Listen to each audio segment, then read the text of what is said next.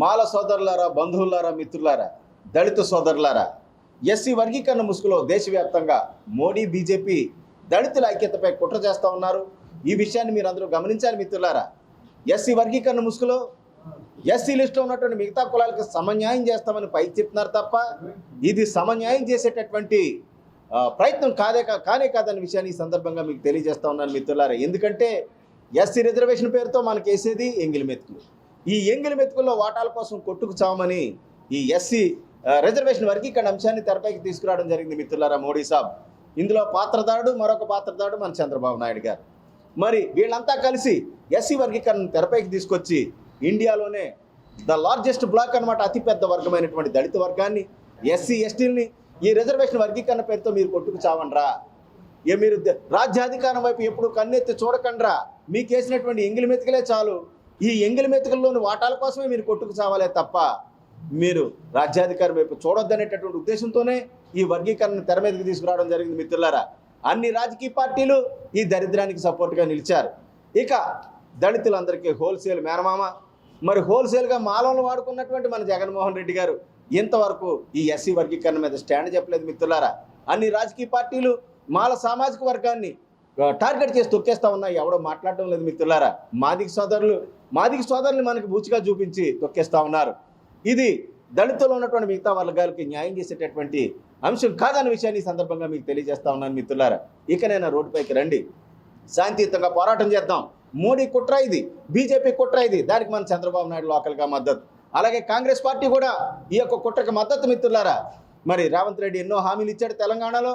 ఆ హామీలన్నీ పక్కన పెట్టేసి ఏదో కొంపలంటుకు పోయినట్టుగా వచ్చి రాగానే మొట్టమొదటిగా ఎస్సీ వర్గీకరణ చేయడం జరిగింది మిత్రులారా రేవంత్ రెడ్డి గారు. అసలు ఎస్సీ వర్గీకరణకి కారణం మూలం కాంగ్రెస్ పార్టీ మిత్రులారా. 1975లో పంజాబ్లో మరి చమార్ వర్గం అంటే మాదిగ వర్గానికి వాల్మీకులు అంటే రెల్లి సోదర వర్గం అని చెప్పొచ్చు. వీళ్ళ మధ్య గొడవ పెట్టి 1975లో మొట్టమొదటిసారిగా ఎస్సీ వర్గీకరణ చేసింది కాంగ్రెస్ ప్రభుత్వమే మిత్రులారా. తర్వాత మళ్ళీ కాంగ్రెస్ ప్రభుత్వమే హర్యానాలో చేసింది మిత్రులారా.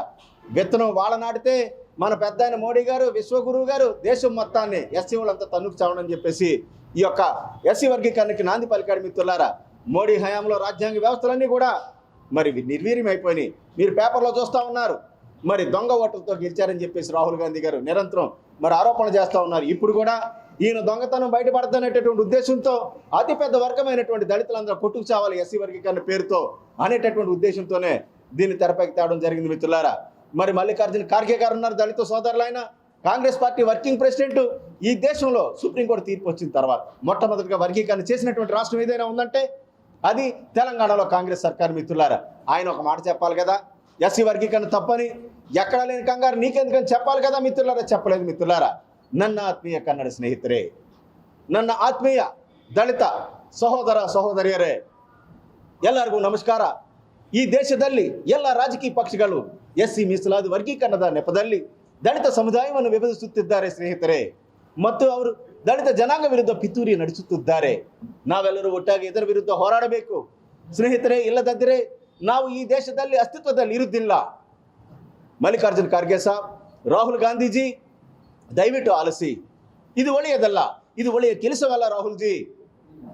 ದೇಶಕ್ಕಾಗಿ ಇದು ಒಳ್ಳೆಯ ಕೆಲಸವಲ್ಲ.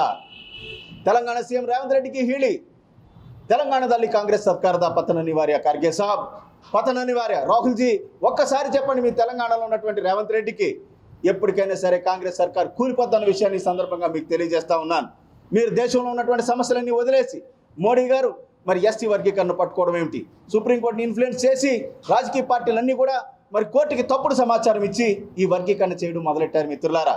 అలాగే మరి మాల సామాజిక వర్గం ఉందా సచ్చిందా ఈ రాష్ట్రంలో అనేటటువంటి తెలుగు రాష్ట్రాల్లో అనేటటువంటి పరిస్థితులు ఏర్పడ్డాయి. కాబట్టి ఇకనైనా మాల సామాజిక వర్గానికి చెందినటువంటి వ్యక్తులు, ఎస్సీ వర్గీకరణ వ్యతిరేకించేటటువంటి వ్యక్తులు, దళిత ప్రోటోకానిస్టులు అందరూ కూడా రోడ్డెక్కి శాంతియుత మరి అలాగే ప్రజాస్వామ్యత పోరాటానికి సిద్ధం కావాలని చెప్పేసి ఈ సందర్భంగా పిలుపునిస్తూ ఉన్నాను.